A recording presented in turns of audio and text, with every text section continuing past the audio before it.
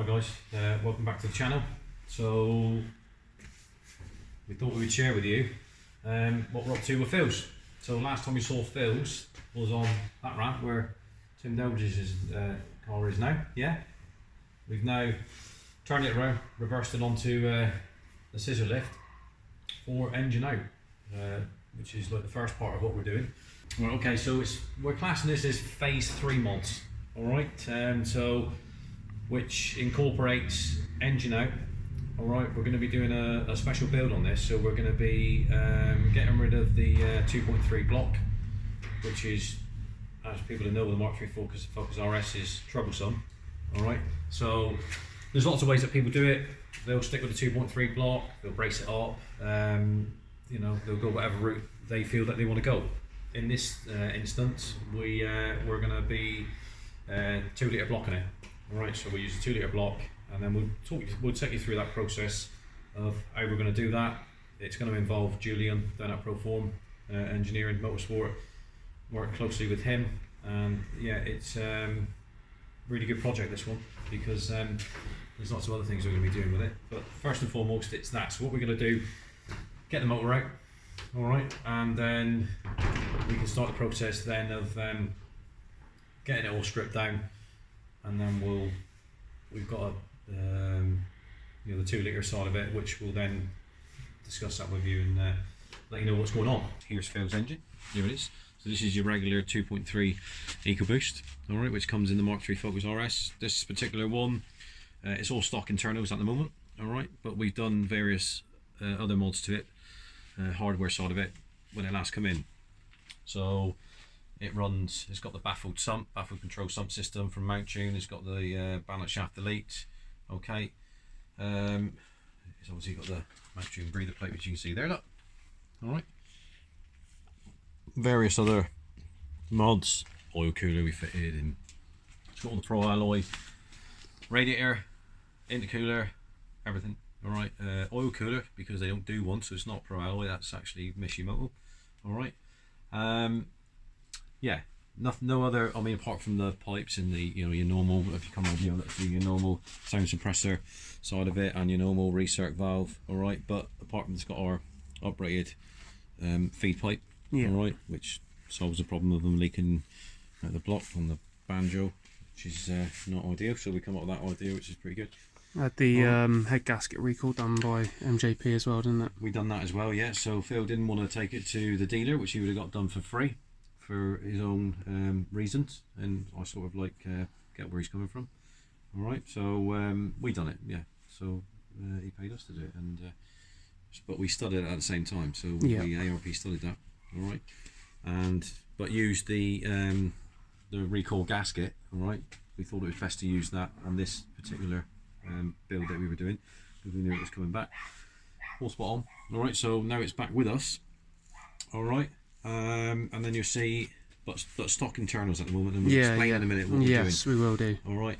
If you look across, you'll see another engine. All right. So this is the donor engine. So basically, this is out of a ST 250. All right. I nearly said 150 then. That would have been very crazy. Interesting, wouldn't it? Yeah. First RS ever running an ST 150 engine. Yeah.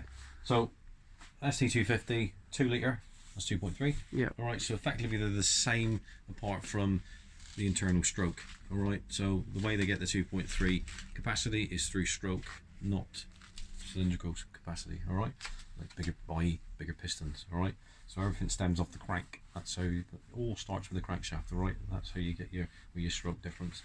Alright, so basically what we're going to be doing is this is going to be forged. Alright, well, this one's going to be forged. Alright. We'll explain how that's going to work. Alright, so you have options.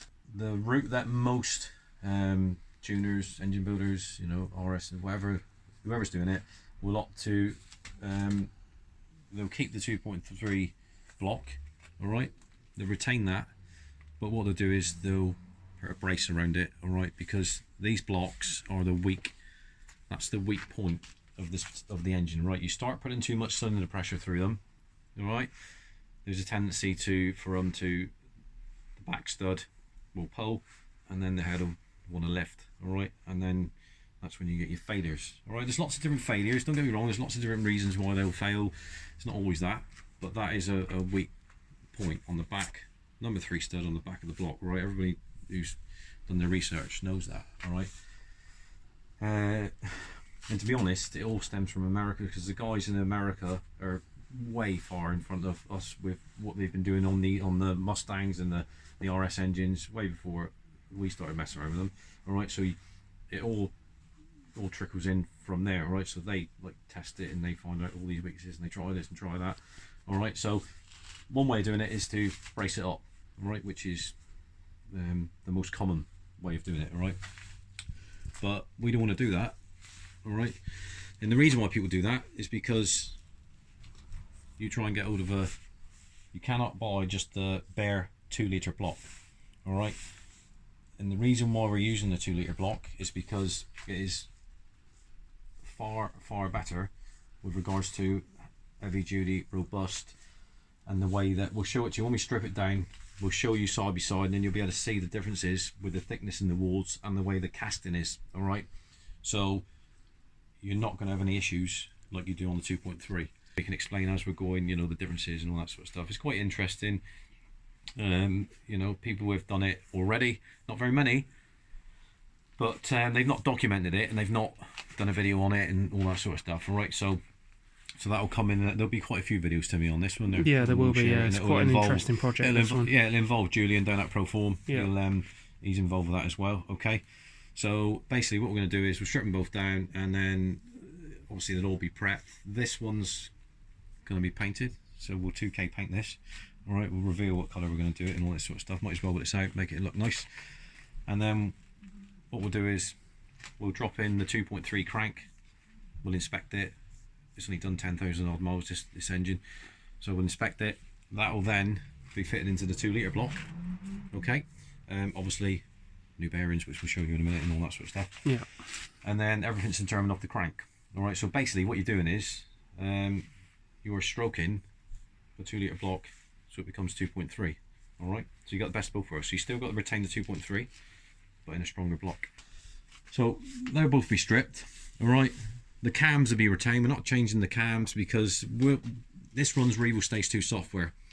All right. So if you start trying to change the cams in it, all right, and the profile of the cams, you'll upset the software and what it wants to see, and it won't like it. All right. It'll be lumpy and all this sort of stuff. All right. So let's check the bench out here, shall we?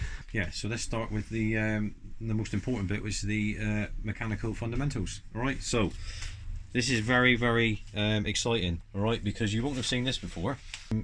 Your normal stuff that's out there, which people would use, is your PEC, your K1, your Wasner, your Wiseco, whatever it might be.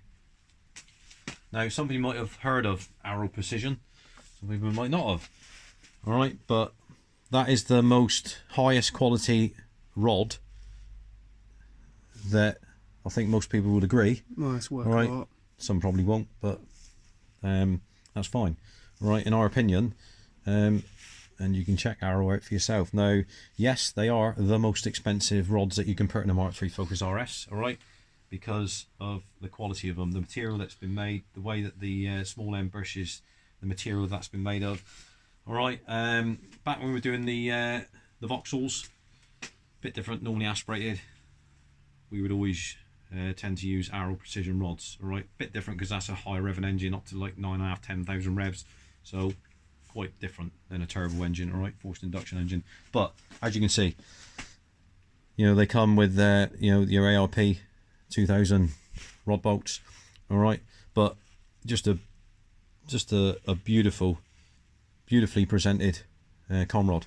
Take a look at that there. Look, oh, yeah, we like that. Always great to see that. Yeah. All right. And as you know, viewers, I always like to try and keep it within the UK side of things, not just because that's what you know, I recommend and I want to do, supporting each other, but they're you know, they're in the UK, so that means that they're contactable, they're accessible. I can, if I can't, you know, if I need to, I can drive there and see them, you know, so you're not talking to somebody who in another country, you know, it gets a bit complicated then and very stressful. All right, so why Arrow Precision? Well, one, because in my opinion, it is the very, very best that you can get. All right, even Adrian at Mar Motorsport will tell you, you know, that is like, you know, the absolute upper end of what you can get in a Conrod. All right, they also do cranks. They do cranks for a 2.3 RS, fast road and track, proper race crank. That's going a little bit too far because that's not necessary. All right, the cranks in these are like steel anyway, so they're pretty strong anyway. All right, if you were building a full-on track car, maybe then you would opt for, you know, the lightweight billet steel crank, which is just, you know, obviously an upper graded material than what's in it from stock, but the stock one is pretty good anyway, so there's no need for that, not in this application anyway. All right, now just a little bit more about Arrow. So the other reason is, second reason for that is it's fitted to the top end motorsport side of things, right? WRC. Yeah. Now the way I look at it is, if Arrow Precision put the rods in WRC cars, etc., other forms as well, F1 and all that sort of stuff, you have to say it's definitely going to be good enough in a Mark III Focus RS. Okay, I'd say so. Yes. now, Yeah. Phil, we talked about this. We had discussions about costing. Yes, we've just said they're quite a bit more than anything else that you can buy, but we wanted to go a different direction, not do the same as what everybody else is doing. And Phil agreed, and you know, we decided to go for the Arrow Precision rods. Right now, I don't know of anybody that's built any RS really with using Arrow Precision, because maybe it's the cost, maybe it's not something they thought about, maybe they think that it's they're no better. That's fine, but we can only put across the information that we have, all right, and the experience that we've had with them in the Vauxhall side of things. But check them out, look them up, viewers. Yeah. Arrow Precision. We'll put their details, Instagram details, at the bottom of the video, guys, so you can have a look at that. Look, there's it's all about the material that's used, isn't it? I mean, that's where the cost comes from. You get what you pay for, end of, really. And I've always said, I wouldn't be recommending anything in a customer's car that I wasn't willing to put in my own car. Now, this really would be the only thing that I would really put in my own car. If I had a choice, this is what I would use. Of course I would. Right, so that's that side of it, all right, with the rods. We now move on to, let's stay on the engine side of things, all right, we'll move on to the meth in a minute. So this is all your bearings. So Mala Motorsport, this is all to do with the you know, your gudgeon pins, all right. Bearings, all right, mains, big ends, obviously, because we're swapping the crank over from one block to the other, all right. That's just, you know, normal gudgeon pins and all that sort of stuff. With your circuits. Right, piston we're going to use, all right, is a Mala Motorsport piston, all right. Again, from our friends at Mar Motorsport. They are the UK importers and distributors for Mala Motorsport, all right. Superb, you know, in my opinion, again, one of the best pistons that you could mate up with an Arrow Precision rod, all right. Now, obviously, Arrow don't do pistons, all right, so this is the same piston that Mountune would recommend. So this is what they'll fit in all their conversions, their M450, their M520, all right. But these are good for up to 1,000 horsepower. All right, it's a cast piston. It's not a billet one. All right, billet one's far more expensive, and you would have to have them specially made. No real point, you know. That's going. Hey, that's overkill. That's overkill, guys and girls. Yeah. Right? So we like overkill. Oh, we do. But not that much overkill. Yeah, we've used those in various applications of ST225 engine With builds. using an RS piston, yeah, we always use a Mala piston with the VW rod in that application. All right, but that's going to work extremely well, and something that's not been done before. That not something that's been you know, put out there. That's been done. You know, not I've seen of you. No, I haven't. No, not with an arrow. I've not. So well, certainly not with the arrow. No, so having an arrow precision rod with the Mala Motorsport piston, etc., will be quite exciting actually. Yeah. You know, we're all for doing something a bit different, aren't we, Timmy? We certainly are. Yeah. Right. So you've seen this before, some of you viewers, which is our baffled sump race tank. Yeah. We've gone for something a little bit different. Because the car's black, it's all stealthy. He doesn't want any red on it. Yeah, he doesn't. Top, yeah. So we've gone for the black top. All right, and then the rest of it's as before as we've done on yours, Timmy. We've done the presentation on yours. Yeah, very similar. So we got your pump there. Look, that's your main pump, which obviously drags the pumps the water and meth to the engine. It does, yes. There's your solenoid. Now this is a bit different because this is all Devil's Own. This is a Devil's Own kit. Yeah. And the reason why we've done that is because it doesn't need to be complicated on this particular on the Phil's Mark III Focus RS. We've not fitted it on the Mark III Focus RS yet, only on the ST180s. All right. So the difference being is the controller. So we're using the Devil's Own controller. It's quite straightforward on that. It's very simple in operation. That's all you need. He's not going to be running multiple pumps and doing this and doing that, so it's not necessary. All right, we keep it simple. That's your injector nozzle, which will be popping into there, so it will screw into there. Okay, so effectively, all right, that will be screwing into there. Okay, and then we will need to mount that somewhere. All right, in this case, it will be going into the spacer, the throttle spacer plate. He's already got a mount tune throttle spacer plate, and it's already got the blank in there. So that'll be, normally you'll put them into the boost pipe, okay, but in this application it'll be absolutely fine to pop it in the throttle spacer. All right, no problems at all. So we are so we've got the upgraded, like you've got, so we've got all that fuss you've caused, you see. So we've got the upgraded braided line kit. All right, which means that in the pump, all right, the fittings, that's different. All right, then the pressure ones are smaller. All right, and then you've got your braided lines, as we've said before, you know, which you'll see in the back here, that runs from the pump right to the front, and then you've got this part here, which is a short one, which will run from the solenoid down onto the injector. Right. Well, here's a nice finishing touch to the setup with the. It is, yeah. Obviously, you've got your boost tap there. All right, now the Mark III Focus RS already has a boost gauge, whereas the ST180 doesn't. All right, so we'll just decide where we're going to put that. There is no real hard boost pipe as such from the throttle. All right, it's silicone on that. All right, but we're not sure yet. We don't. I don't have to use the boost tap. We can tee it in somewhere as long as it picks up a vacuum for the boost. All right, because you need that to trigger the meth.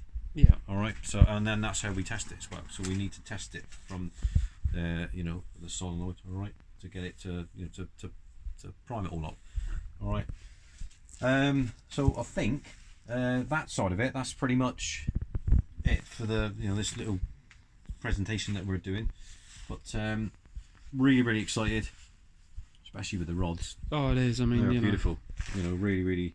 He's really an absolute masterpiece. They are. I mean, Phil's really gone for the best of everything. Well, he has. Yeah, fantastic. I mean, he was super excited. We sent him a picture of it and with it, zoomed in on it, and don't forget, he didn't know about who Arrow Precision were. He done his homework, and there was no disputing on that. So I think that's it, and then we'll catch up when we move on to the next bit. Yeah, guys. That's it. Yeah, brilliant.